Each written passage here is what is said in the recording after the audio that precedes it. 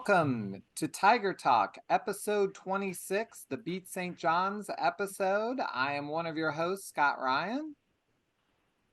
And I'm Becca Moore. How are you doing today, Becca?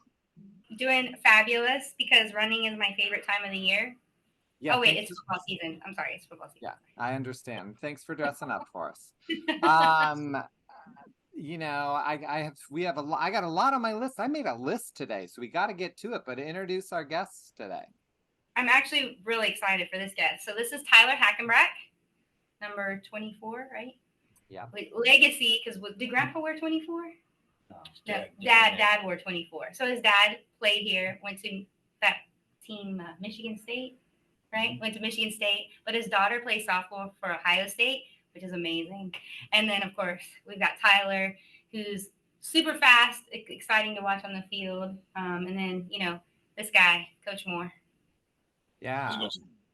Nice to have you, and I'm glad to see that even if I don't get the uniforms, I at least get you in all orange. I mean, did I think this week they could have had orange pants on? They didn't need to have the white pants on. Tyler, let's start there. What's your favorite uniform colors? What do you like to come out in? The new all black. You like black top, black bottom? The new ones are pretty sweet. I agree. Unfortunately, that is the wrong answer. We're looking for all orange. That was so close. Already started off with one wrong. Tyler, how'd you play this week? How'd you feel about the win against Middletown? I thought I played pretty good, but I thought our front seven played really good and stopped the run and made it easy on us DBs. Yeah, it was a very exciting game. What did you think, Coach? I'm proud of our guys. I thought we would play with great effort and passion and hit. And the goals that we talked about all week, we checked all those boxes and got the win, obviously. That's the most important stat. So proud of the guys. I always love when I see something I never saw before. When you see a lifetime of Tiger games and a 15-yard penalty before the game begins was a new one on me. What happened? I wasn't there. Why did they get a 15-yard penalty before the game even began? So I'll explain it because I've watched it again, and then because I didn't know what was going on. But so what happened, this is what I think happened. I don't think they did it on purpose, but maybe they did. So they ran through our band and knocked two of the band members over. But I went and looked back at the video. So normally when they come running out, they run around the band, but the cheerleaders made like a tunnel. Their cheerleaders made a tunnel and it went directly into the band. So I think instead of running through their cheerleaders, I don't know, I guess they thought our band was gonna, it gets loud. It was loud. I mean, it gets loud in the stadium. So they got a 15-yard penalty for knocking over two of our kids before the game even started. Well, yeah. They also had a sledgehammer that they sledged into Obi. Oh, I didn't see that. So I've never seen that before either. A 15-yard penalty to start the game. I didn't see what happened live. I did not know why we were being awarded a 15-yard penalty. Did you consider doing an onside kick at that point, or it's not worth it? No, definitely consider doing an onside kick. We were starting a freshman kicker. Oh, that's right. And it was his first game, and that would have been his first kickoff. So we actually talked about it, and we're gonna just roll the dice and onside kick it, and then kind of at the last minute decide against it and just kick it deep. Tyler, what do you do on an onside kick? Are you a part of that? Do you go out when it's coming to you? Like when they're going to do an onside kick to us, not when we kick off? Yeah, I'm on Hans team, and I'm the right guard on Hans team. When at the end of the Eds game, when they did the onside kick, were you on the field? Yeah. So what do you have to do on an onside kick? What's your job? I just got to make sure they don't try to sneak one right down the middle. Like the kicker doesn't try to recover it himself. They can do that? The kicker can kick off and then recover it himself? Yeah, Vinny did it last year, I think, week 1. You'd have to be pretty fast to do that. Do you know, Coach, do you have any idea what the percentage is of an onside kick? Like, why don't people do it more? Is it just a low percentage? I think in general it's like 20%. Okay. So it's a little low to do that all the time, I would say, and you're giving up a lot of field position if you don't get it, and field position is big.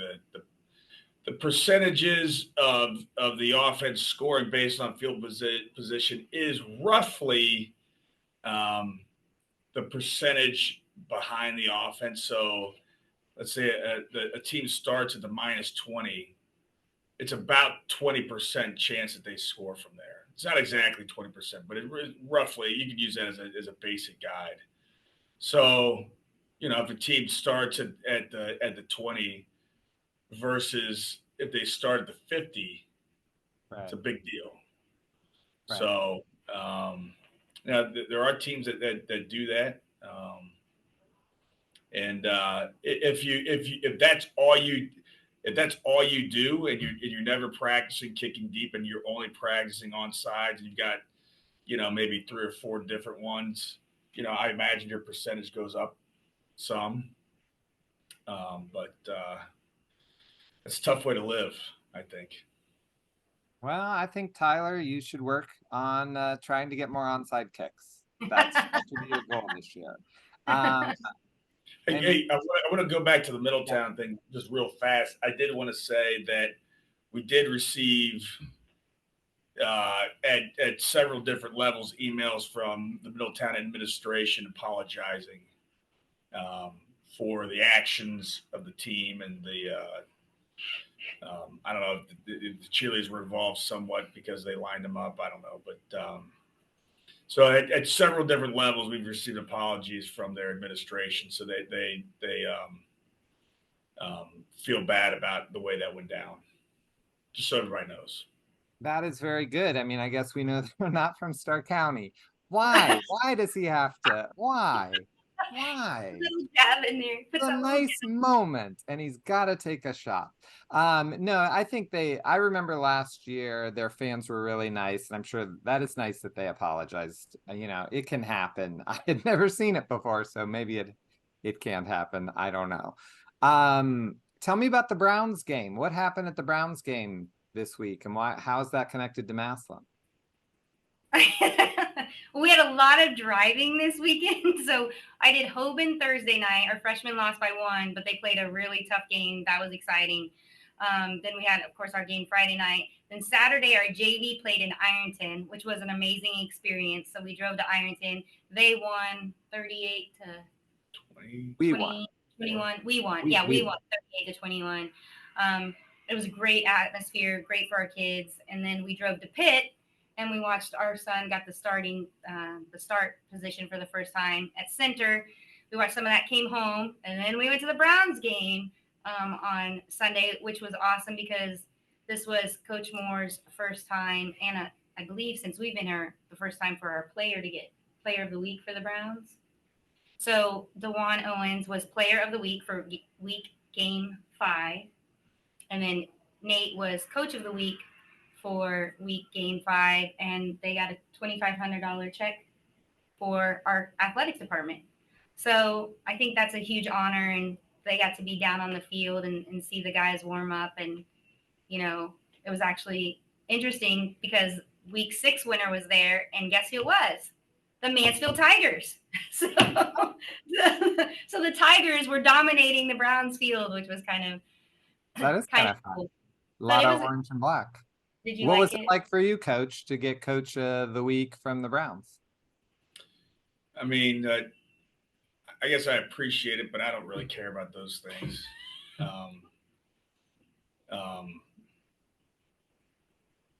Yeah, I'll just leave it there. I mean, it's a cool experience, I guess. Being at the game and being on the sidelines, but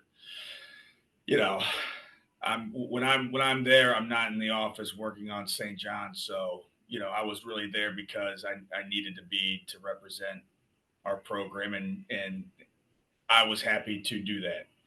Well, and for Dewan, that's the real cool part, right?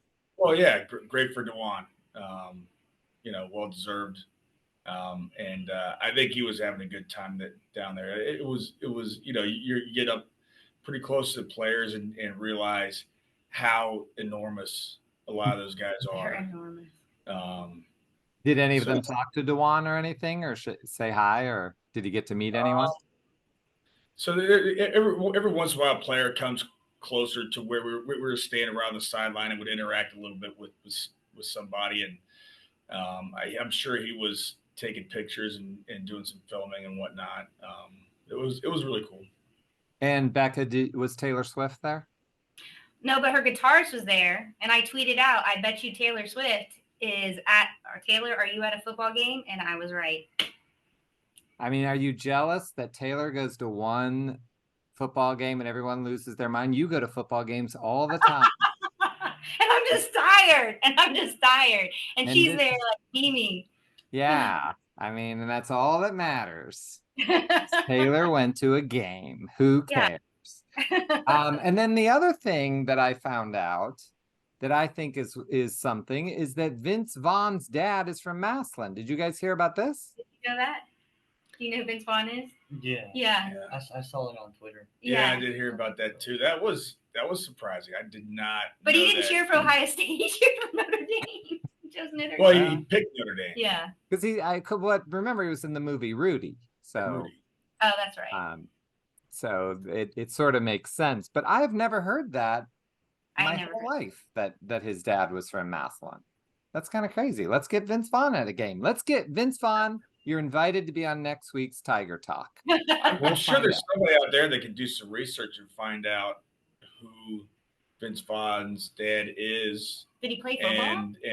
And what his connection is exactly. Did he graduate from Washington High School? That'd be fun to know. Yeah, I mean, I just was like, I was totally surprised because I've been a fan of his for a long time, and yet I don't know. Is he watching Tiger Talk? Because he should be. Tyler, tell me about punting. I mean, there's a lot to it, and it's hard to focus sometimes, but you just got to do your best and make sure you can get the best punt off because you got to go back and play defense. So you're trying to make it easier on everybody. Don't shank them anymore. Yeah. Did you feel bad for the other kid when? I mean, have you ever seen a punt only go to the 11-yard line? Like, I felt kind of bad for him. Like, have you had to punt out of the end zone yet? Yeah, against St. Ed's. And how far did your punt go? Do you remember? I think 17 yards. Yeah, he kind of mishit.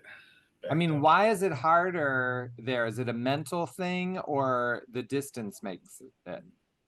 It's a mental thing because you gotta get it off fast and you end up rushing yourself. Is it a safety if they block it there, or is it a touchdown? If they block it and recover it, it's a touchdown. But if they block it, and it goes out, would it still be a safety? That'd be a safety. Okay. Good. And if they run backwards 98 yards on an extra point, that's a safety. We all know that. Point safety. Everyone knows that. So how do you practice not being nervous that 2 or 3 people are running to get that ball from you? What can you do in practice to simulate that pressure for you? You just gotta speed it up at practice and just get used to the timing. But does the teammates come at you to simulate that? Yeah.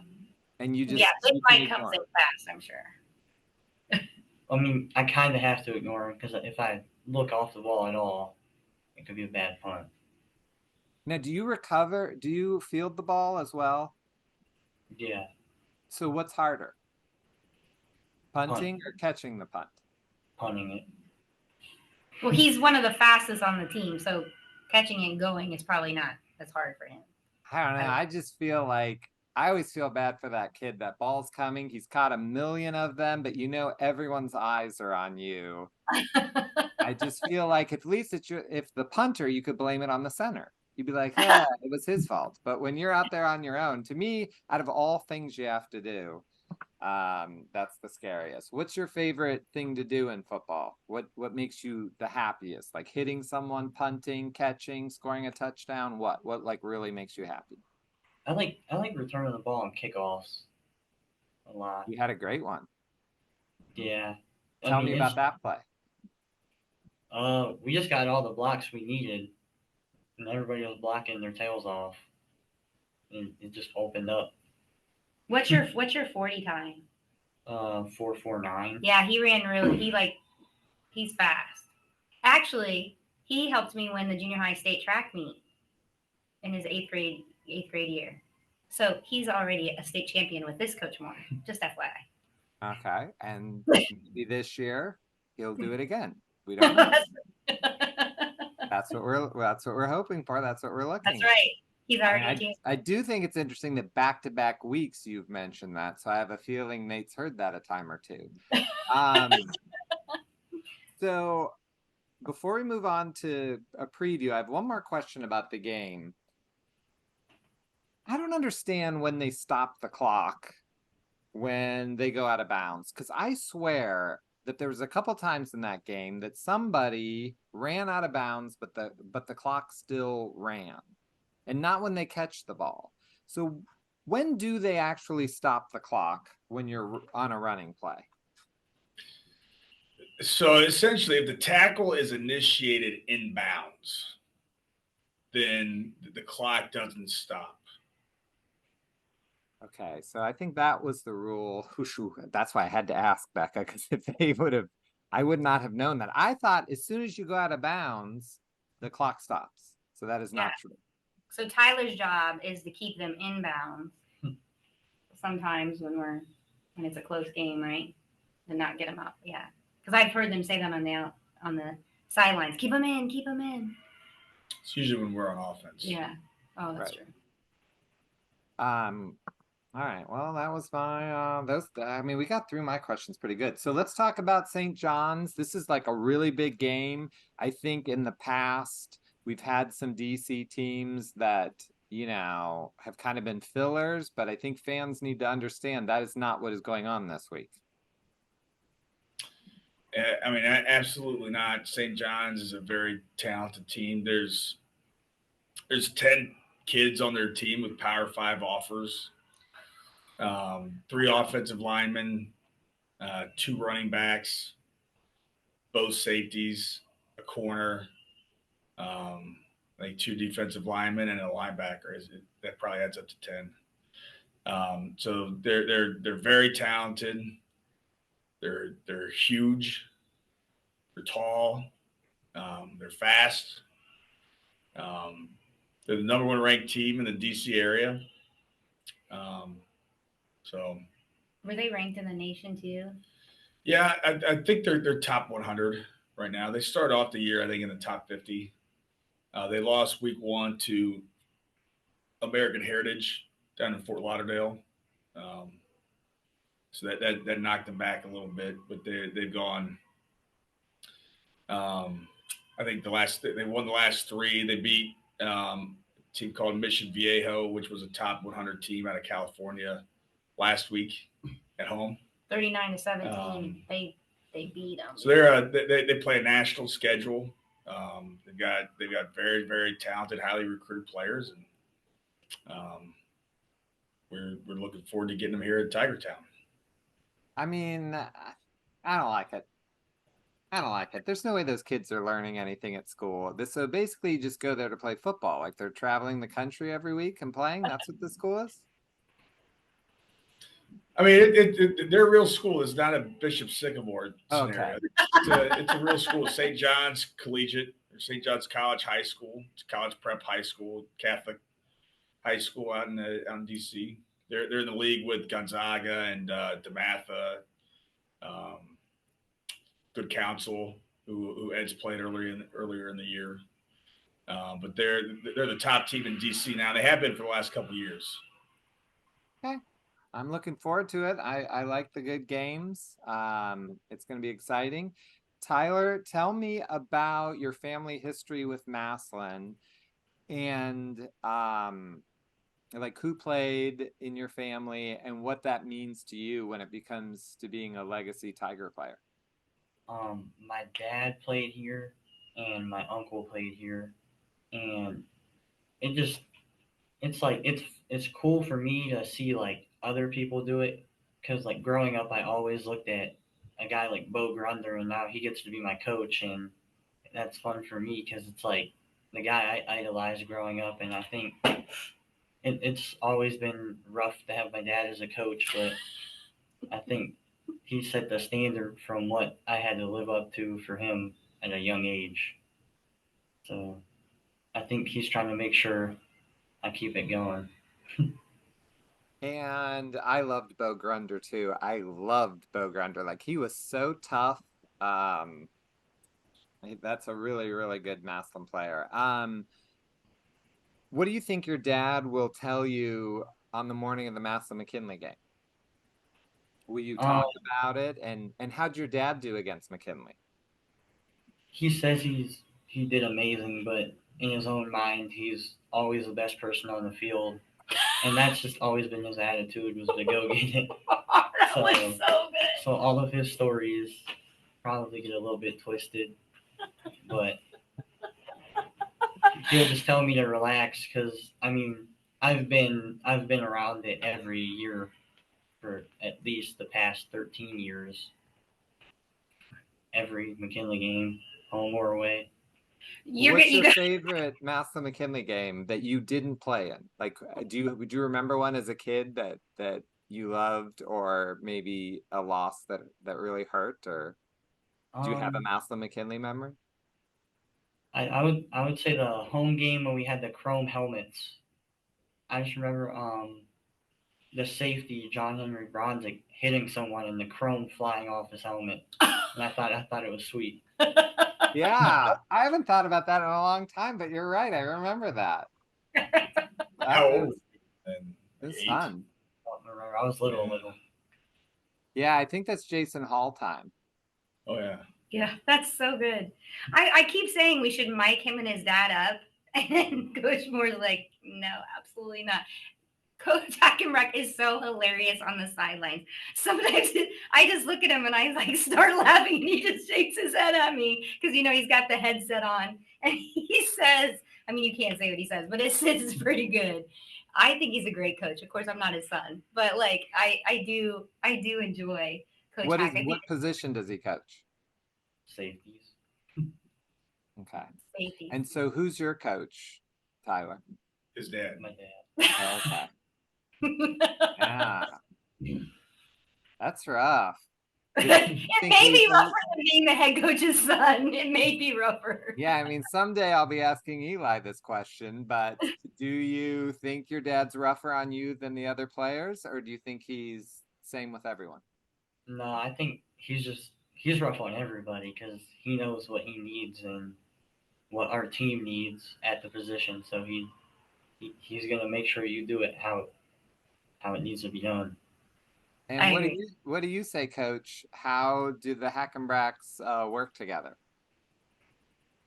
Well, I think Tyler's done a great job explaining the scenario. I think Dan Hackenbracht's a phenomenal coach and extremely knowledgeable in the position and in our defensive scheme and um, makes great adjustments during the course of the game with Coach Leno, our defensive coordinator, and um, he does have very very high expectations for his players, and it's his job to let them know when they fall short of that, and he does a really good job of that. And, you know, but most of them, when practice is over, that's kind of done, and they get a little break from that. I think Tyler probably doesn't have the same luxury there.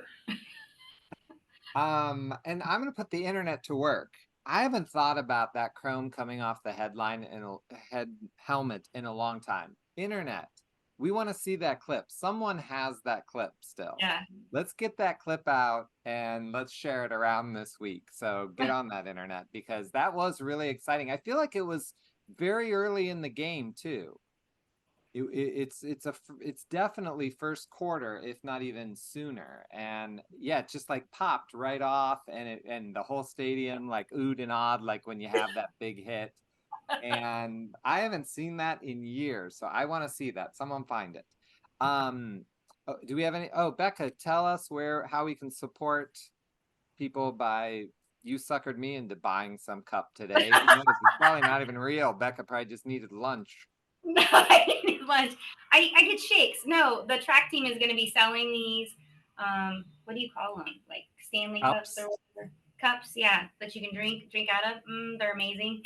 So we'll be because we're not what we want warm ups because we don't have a big boosters like the football guys, but anyway, so you can buy these cups, so you'll see them online. So buy a cup, support your track team. And they can do that at Massillon.com, or where can we get that cup? Or they tell a track student? You gotta find a track student or find it on my page or on the Twitter page. I'll put a link to it. Okay, cool. Because I want one, and mine's gonna say Section 14 on it, though, right? Yes, you can put Section 14 guy on it. Yeah, that's what I want on mine. Yeah, that would be awesome. Yeah. How much are they? You told me, you texted me it was $150. You said in crypto only. 40. These are 40. Okay, well, sign me up for one. I want mine to say Section 14 guy. Okay, so we are to Becca and I's least favorite part of the show, and that is team versus host trivia. Yeah. We're doing horribly. It's 4-2. The team is winning. Tyler's going to roll the dice, and dear Lord, he's going to get Becca for the first time ever, and I'm not going to have to struggle. So roll the dice, and let's see who has to answer your trivia question.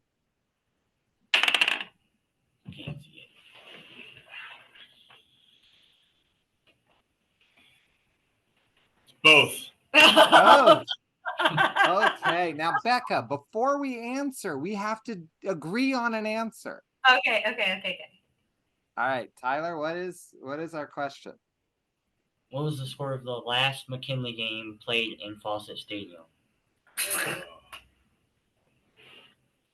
You know what's funny? Wait a minute. In Fawcett, where's it this year? Oh, it is in Fawcett, because I just saw that last year's score was 23-13. And that's at Paul Brown. But that's last year. Last year, the game would have been... Are you saying Fawcett or Tom Benson? Fawcett. Fawcett. So that would have been... Benson. That would have been... Oh, well, that is funny, because it'll be Fawcett till the day I die. But okay, you mean... I'll never call it Tom Benson. That would have been... So that's the year we lost. That's Nate's only loss. Yeah. So it's real close. It's within 2 points. So we ran 3. Look at all I'm gonna know. We ran 3.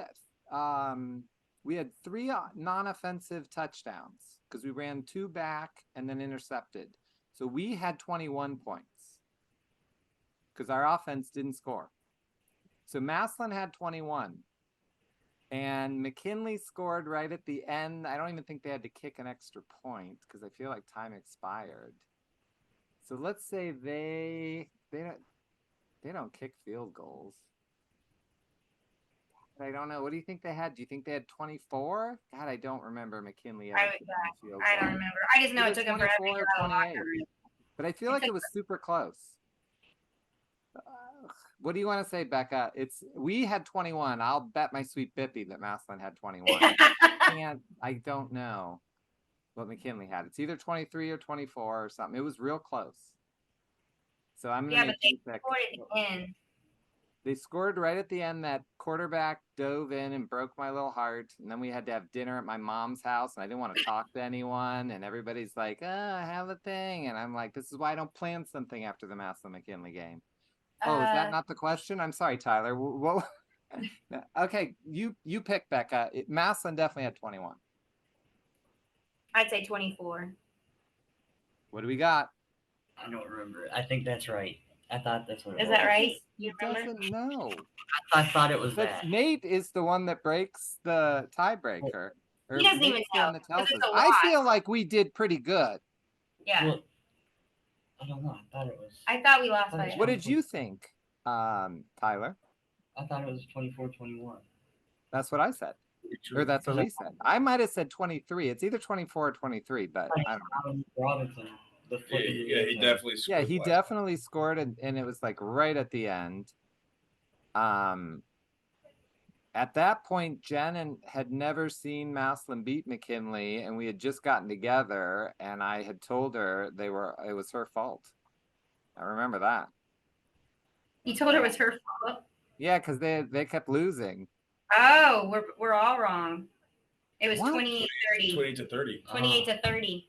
So we did score an offensive touchdown.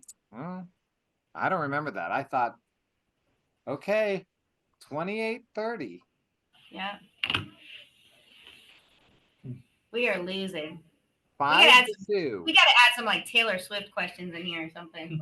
Oh, wait till playoffs. I have a plan. Thanks everyone. This was fun. Thanks, Tyler. And I love to see like a Massillon kid keep it on. You know, it's awesome that your dad played. Someday your son will play, and maybe your daughter. Who knows? You don't know. All right. Until next time, then. TIG. ERS.